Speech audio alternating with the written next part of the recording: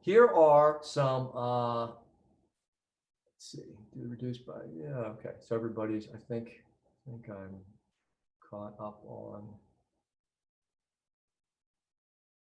the U visible in the output, as I'm saying, is the Unicode string. So whenever, let me go back.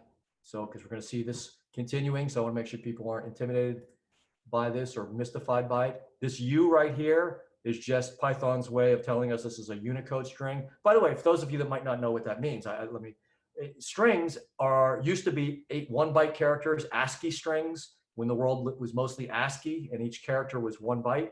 Today, we live in a world where people expect instead to be able to use Asian character sets and Cyrillic character sets and European accents on letters. And those extended character sets are Unicode. And Unicode character sets are immense because they, again, contain the whole of, say, the Chinese character set, which is many thousands of characters, tens of thousands of characters, and all the variations of characters. So they're not a single byte. As a matter of fact, they could be anywhere from 1 to 4 bytes. It's a little bit sophisticated of a topic, but at any rate, this U tells us that these character strings are made up of Unicode characters. And so that's all this means. So don't think more of it than that. It's just a character string. Okay. Okay. Then let's move on to some homework problems here. So if you're interested in text processing, is a big thing for you. You're going to be excited to see that Spark has a long trail ahead of it of interesting and powerful tool sets and topics and everything that you can dive into.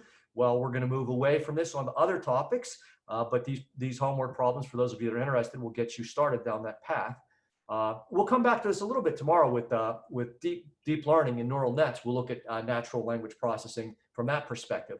But as far as Spark is going now, we're going to jump off in a more numerical scientific direction. So we'll leave you with some exercises here for those of you that are interested in text parsing.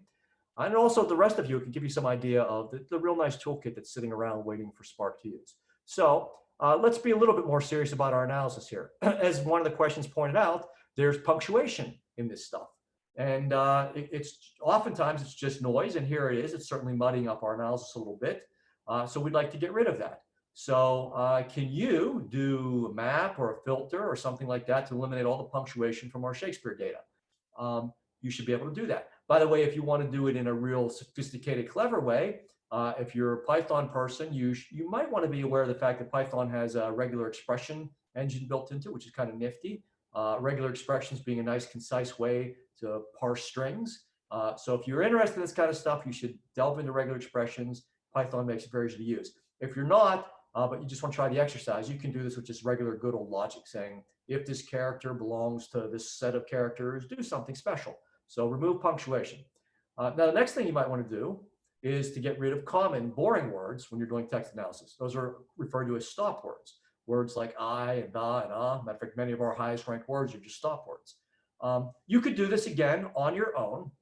You can, come up with your own little dictionary of boring words and figure out how to get rid of them, filter them out.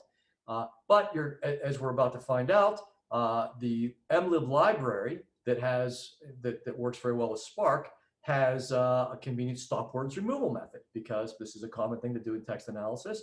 And it's nice, it'll get rid of stop words. And it's extra nice because, say, it can work with various languages. Every language has its own set of stop words, obviously. And this is a nice, powerful way to cope with that without you having to write boring code. The next step up you might take in trying to do text analysis would be what's called stemming. In other words, getting rid of just looking for the common root that a word has and getting rid of the stems that kind of vary it and make it look like a different piece of text, like run and running or ran.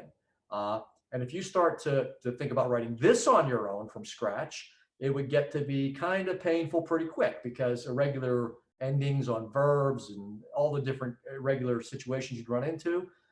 So you wouldn't want to really write this yourself. But once again, we have in the natural language toolkit a lot of powerful libraries to do text analysis.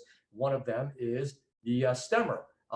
Actually, you have a variety of stemmers. Porter stemmer, for example, is maybe the most popular one. And if you want to use the Porter stemmer, you can bring it in and use it on an RDD very, very easily, like this. So give that a shot. So these are some beginning hints, just scratching the surface of the tools that are available to you if you do text analysis to make your life a lot easier, to clean up data sets and to get to the heart of the matter, and lots more sophisticated stuff. And even tomorrow, we move on to deep learning and apply neural nets to text analysis, which allows us to do, wildly sophisticated kind of analysis on text. You would find these good things to do as pre-processing to bring your data sets into a deep learning framework. So this is where Spark could lead into, say, TensorFlow, to do a lot of the cleanup before you start trying to do deep learning on it. Okay. Take